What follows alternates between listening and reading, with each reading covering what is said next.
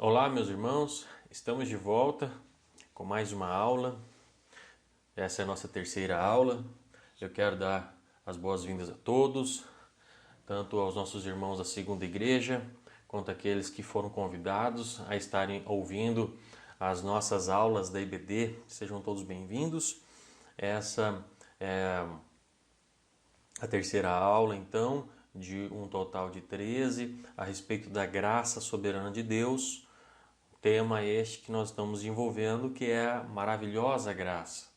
E para crescermos nesse estudo, nós estaremos utilizando um dos livros do pastor Israel Belo de Azevedo, que chama-se No Compasso da Graça. E é claro, como já havia dito na primeira aula, a gente vai estar também nos servindo de outras fontes para enriquecermos nosso estudo, o estudo das nossas aulas. É de suma importância que nós não nos esqueçamos que o nosso campo de leitura e meditação, para verificarmos a ação da graça em nossa vida, serão as cartas do apóstolo Paulo aos Gálatas, Efésios, Filipenses e Colossenses. Na aula passada, nós tivemos a oportunidade de ler vários versículos de Gálatas e de Efésios. Hoje, nós teremos a oportunidade de ler alguns versículos da mesma forma como foi na aula passada. Alguns integralmente, algumas perícopes de versículos, né? Outros nós leremos parcialmente e também, eventualmente, nós vamos destacar palavras dos versículos. As cartas, então, que nós leremos hoje serão as cartas de Filipenses, aos Filipenses e aos Colossenses. Após essa leitura, nós falaremos sobre o tema Precisamos da graça para sermos justificados. Então, hoje, nós vamos iniciar uma série de temas, sendo o primeiro tema dessa série de temas precisamos da graça para sermos justificados. Abra sua Bíblia em Filipenses e vamos fazer uma leitura. Mas antes, como eu já disse para você, essa leitura vai ser rápida, ela vai ser um voo rasante. Então, a gente não vai se atentar muito aos detalhes e contexto, mas é de suma importância essa leitura. Importantíssimo irmos encadeando as ideias, doutrinas, exortações, ensinamentos, enfim, aquilo que o apóstolo Paulo deixou para os crentes de ontem e de hoje. Então, a gente precisa passar por essas cartas, nós precisamos ler elas integralmente. Nós estamos fazendo aqui uma leitura somente de alguns pontos. É dever seu, como aluno da IBD, ler as cartas. Toda semana você deve ler elas, né? Então, passe a semana lendo, para nós podermos realmente crescer enquanto cristãos com essas aulas. Porque eu posso dizer para você, meu irmão, minha irmã, eu estou sendo muito ricamente abençoado com o desenvolvimento dessas aulas, né? Então, vamos partir para a leitura de Filipenses, uma carta maravilhosa feita para fortalecer, encorajar, alegrar a fé dos cristãos, independente das circunstâncias. Se você vir o seu dia de hoje, como está sendo, a sua vida, você precisa disso hoje? Você precisa ser fortalecido em alguma área, encorajado em algo? Você perdeu a alegria da salvação e tem procurado alegria passageira? Então, vamos lá. Vai ao longo da leitura e vai pensando nessas perguntas. Vamos ler o capítulo 1 de Filipenses e vamos dar seguimento, então, começando no versículo 3. A versão da Bíblia que nós estaremos lendo é da Almeida Revista e Atualizada. Versículo 3, então: dou graças a Deus por tudo que recordo de vós. Versículo 6. Aquele que começou a boa obra há de completá-la. 9. Vosso amor aumente em ciência e todo conhecimento. 10. Para que sejais sinceros e sem escândalo algum. 11. Cheios de fruto de justiça, que são por Jesus, para a glória e louvor de Deus. 12. As coisas que me aconteceram contribuíram para maior proveito do Evangelho. 20. Cristo será engrandecido tanto agora como para sempre em meu corpo, seja pela vida, seja pela morte. 21. Porque para mim o viver é Cristo e o morrer é ganho. 22. Estar com Cristo é muito melhor. 27. Portar-vos dignamente conforme o Evangelho de Cristo, combatendo pela fé do Evangelho. 29. A vós foi concedido não somente crer nele, como também padecer por ele. Capítulo 2, versículo 4 até o versículo 11. Eu destaco aqui para você, meu irmão, versículo 4, que ser cristão é viver para os outros e não para si mesmo. Vejamos o versículo 4 até o versículo 11. 4. Não tenha cada um em vista o que é propriamente seu, senão também cada qual o que é dos outros. Versículo 5, tende em vós o mesmo sentimento que houve também em Cristo Jesus, pois ele, subsistindo em forma de Deus, não julgou como usurpação ser igual a Deus. Antes a si mesmo se esvaziou, assumindo a forma de servo, tornando-se em semelhança de homens, e reconhecido em figura humana, a si mesmo se humilhou, tornando-se obediente até a morte e morte de cruz, pelo que também Deus o exaltou sobremaneira e lhe deu o nome que está acima de todo o nome, para que ao nome de Jesus se dobre todo o joelho, nos céus, na terra e debaixo da terra, e toda língua confesse que Jesus Cristo é Senhor, para a glória de Deus Pai. Versículo 12. Operai a vossa salvação com temor e tremor. 13. Deus é o que opera em vós tanto o querer como o efetuar. 15. Sejais, olha aí, irrepreensíveis, indesculpáveis, no meio de uma geração corrompida e perversa. Resplandeceis como astros no mundo. E o versículo 16 diz assim: preservando a palavra da vida, para que no dia de Cristo eu me glorie, de que não corri em vão, nem me esforcei inutilmente.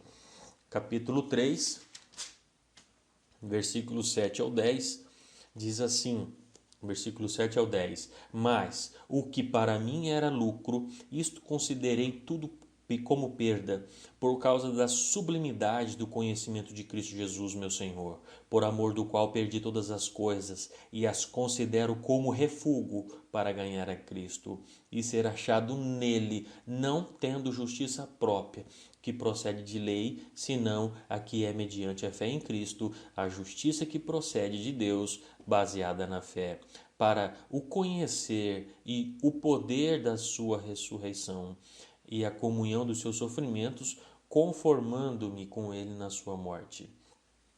Versículo 12, prossigo para alcançar aquilo para o que fui também preso por Cristo Jesus. 14, prossigo para o alvo. 18, digo chorando, são inimigos da cruz de Cristo. 19, o fim deles é a perdição, pois o Deus deles é o ventre, e a glória deles é para a confusão deles mesmos, que só pensam nas coisas terrenas. 20, nossa cidade está nos céus.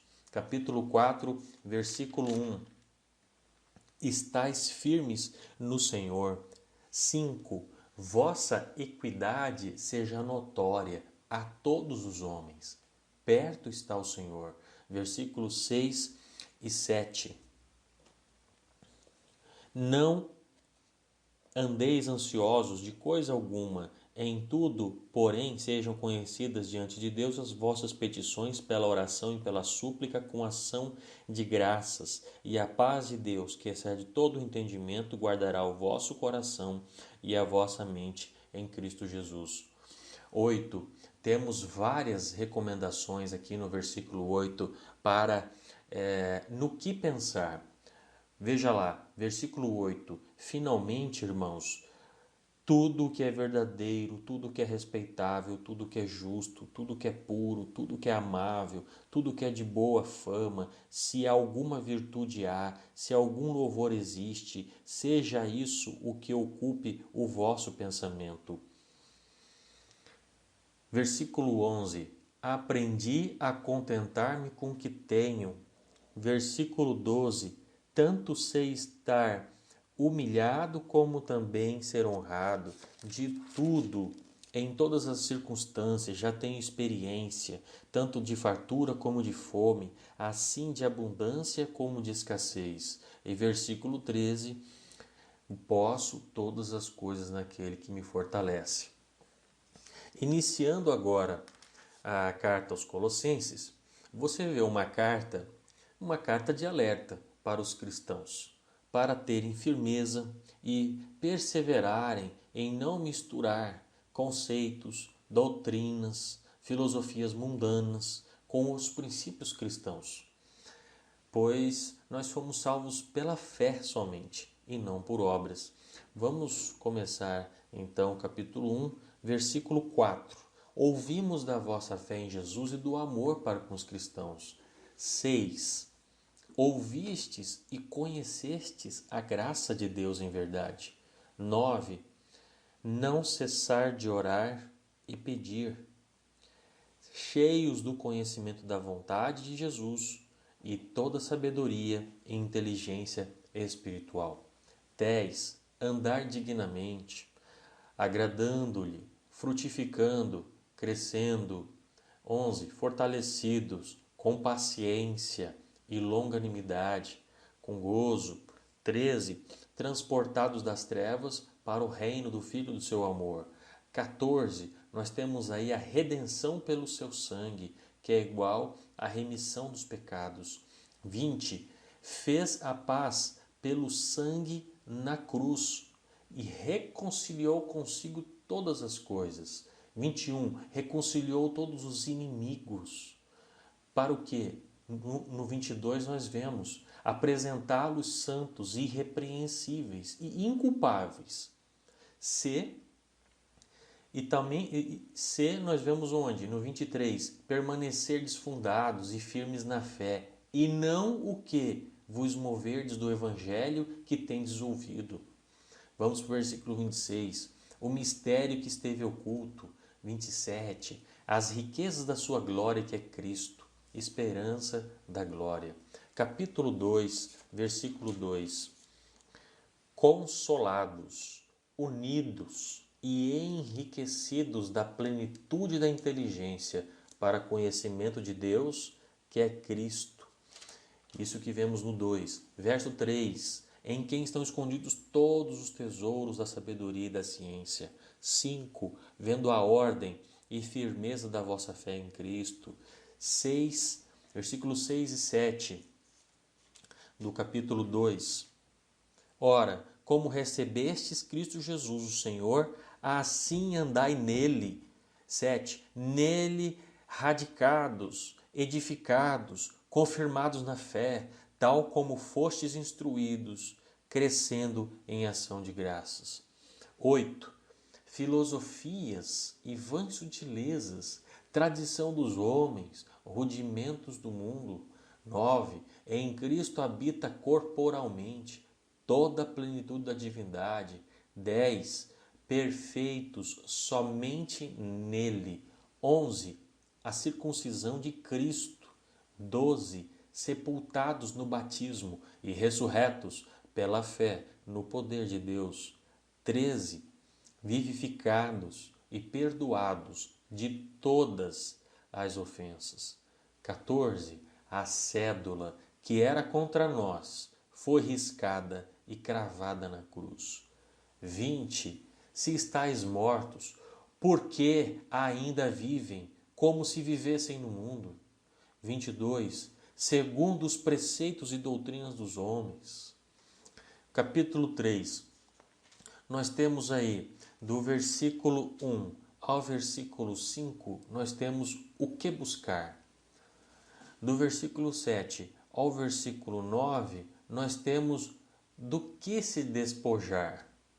E dos versículos em diante, até o versículo 15, nós temos aí do que se revestir. Né? E o versículo 16, então, para encerrar o capítulo 3, nós temos a palavra de Cristo habite em vós abundantemente. Meu irmão, não perca a oportunidade de hoje ler integralmente o capítulo 3. Nós não temos tempo para isso. Capítulo 4, versículo 1, perseverar em oração. Versículo 3, falar do mistério de Cristo. 5, andai com sabedoria, remindo o tempo. 6, palavra agradável, temperada com sal. 12, combatendo sempre em orações, para que vos conserveis firmes, perfeitos e consumados em toda a vontade de Deus.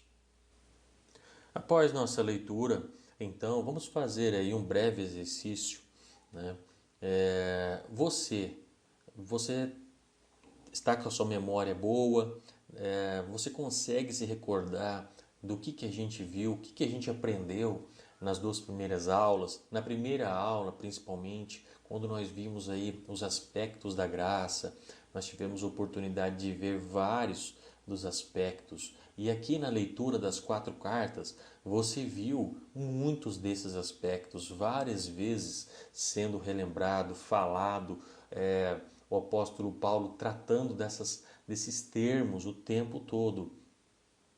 Então, relembre isso, faça essa rememoração. Se não se recordar de algum desses termos, volte, veja a primeira aula. A primeira aula também tem um arquivo PDF para você baixar, ok? Então eu pergunto tudo isso, faço essa rememoração com você para você fazer agora, porque o nosso tema de hoje é sobre justificação, né? Que é um dos aspectos da graça de Deus. E pela maravilhosa graça que justifica a nós, pecadores, considerando-nos 100% apto para a vida eterna. Graça maravilhosa, que considera toda a nossa dívida paga, sem nenhuma culpa. Ele nos considera totalmente limpo e perfeitamente sem transgressão. Toda a nossa transgressão foi paga. E será que eu tenho vivido uma vida que entende isso? Será que a vida que vivo hoje, vivo-a pela fé do Filho de Deus? E entendo, será, o gracioso amor com o qual Ele me amou e se entregou a si mesmo por mim? Faça agora, meu irmão, minha irmã, essa sondagem interna. Tente responder isso consigo mesmo. E dentro disso tudo existe uma complexa ação graciosa que é realizada em mim e você, em nós pecadores. Deus derramou sobre nós uma bênção, uma dádiva que não merecíamos e nenhum de nós tínhamos qualquer direito sobre essa dádiva ou bênção, que é a salvação. Que maravilhosa ação graciosa, não é mesmo? Que é usada como meio para derramar sobre nós todas as bênçãos e dádivas que não merecemos e nem temos qualquer direito sobre elas. A melhor dessas bênçãos e dádivas que o Senhor nos deu é a salvação. Eu gostaria que você agora fizesse comigo vamos repetir o tema da nossa aula. Vamos repetir agora o seguinte tema: precisamos da graça para sermos justificados. Precisamos da graça para sermos justificados. E eu pergunto para você, você já ouviu falar de J.I. Packer? Ele é um teólogo que foi influenciado por nomes como Richard Baxter, João Calvino, C.S. Lewis, John Bunyan e por John Owen. John Owen, esse, reconhecido por muitos como o maior teólogo puritano, junto com Calvino e Jonathan Edwards. Bem, J.I. Packer, ao ler um dos livros de John Owen, que se chama tem o tema como a morte da morte na morte de Cristo.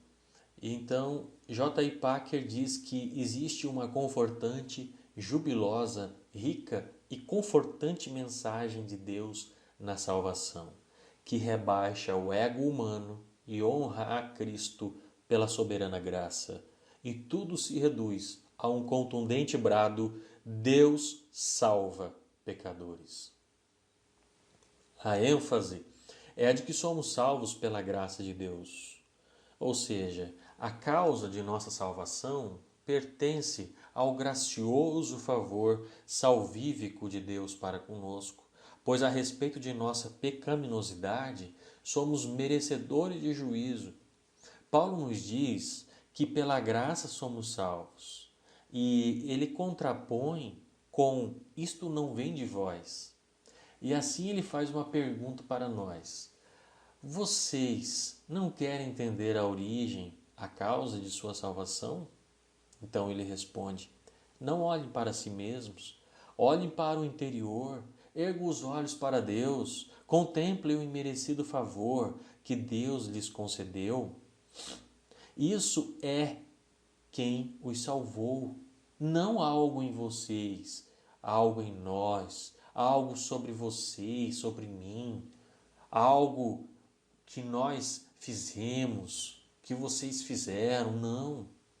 Nós não merecemos a misericórdia de Deus. Nós mesmos nos desqualificamos da comunhão com Deus por nossa rebelião, nossa insurgência contra Ele, nossa alienação dEle, nossa indiferença para com Ele, nosso andar segundo o mundo, a carne e o diabo. No entanto, meus irmãos, o Senhor nos salva por sua graça e esbanja conosco o seu favor perdoador. Agora eu chamo sua atenção para as palavras de um proeminente cristão que viveu no quarto século. Ele foi uma figura do cristianismo, uma proeminente figura do cristianismo ocidental.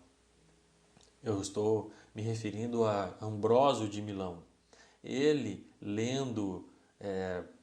fazendo um comentário sobre o Salmo 48, ele diz: Cristo é a propiciação de todo o seu povo, Ele é a redenção de todos, é o sangue apropriado e suficiente para a sua própria propiciação.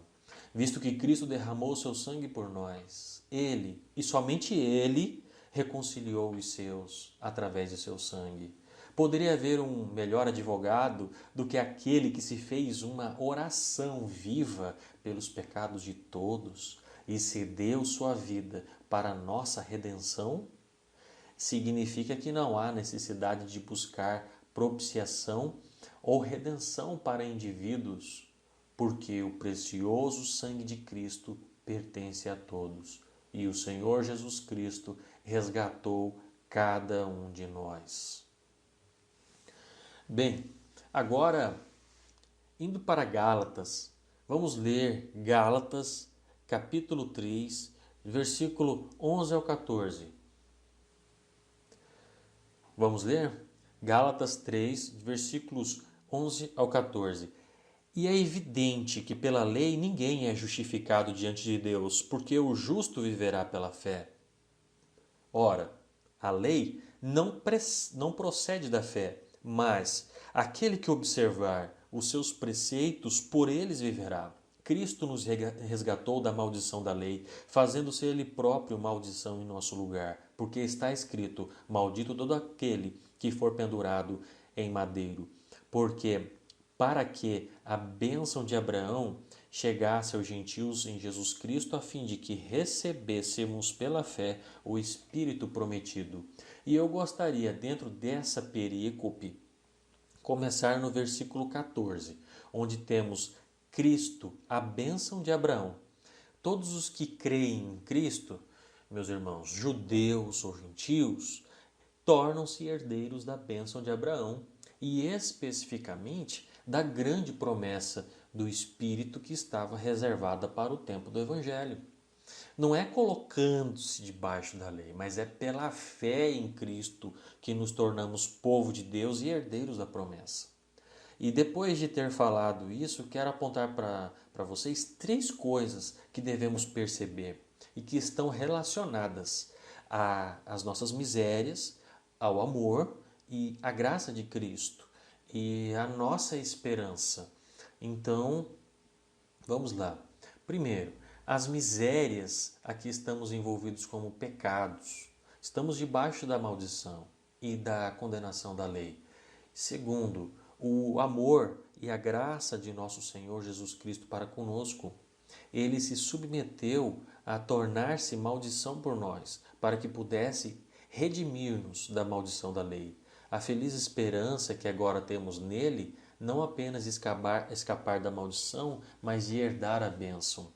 E terceiro, é somente pela fé nele, em Cristo, que podemos ter esperança de obter esse favor. Então é importante lembrarmos que os Gálatas se deixaram ser persuadidos ao esforço humano. E Paulo percebeu que tais erros estavam relacionados com uma opinião ímpia e destrutiva sobre o merecimento de justiça. Os Gálatas, por sua instabilidade e insensatez, haviam se desviado, por isso são censurados tão severamente. E aqui, meus irmãos, eu chamo a atenção de vocês para perceberem que a censura de Paulo não era com relação à natureza pecaminosa daquelas pessoas, e sim a desonra, a mácula do Evangelho.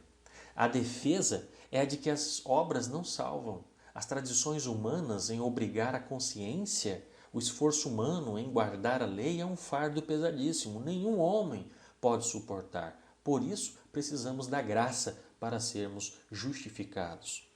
E para encerrarmos, quando Paulo escreve o justo viverá pela fé e não pelas obras da lei, ele cita Abacuque 2,4. E o que ele quer dizer é que somente os justos ou retos, aqueles que estão livres da morte e da ira e restaurados a um estado de vida pela graça divina, serão aceitos e capacitados a viver para Deus agora. E têm direito à vida e aos prazeres eternos com Ele depois, com o Senhor. Não há prêmio para quem cumpre a lei, mas há castigo para quem não a cumpre e é flagrado. Por exemplo, se alguém declarar o imposto de renda direitinho, não irá receber uma carta de parabéns. Mas se não declarar, aí você já sabe, não é mesmo? Da mesma forma, se estamos dentro dos parâmetros, seguindo tudo direitinho, dirigindo o carro dentro da lei, dentro das normas, a gente não vai receber ou ser parado por um policial de trânsito e receber um parabéns por não ter atravessado um sinal vermelho.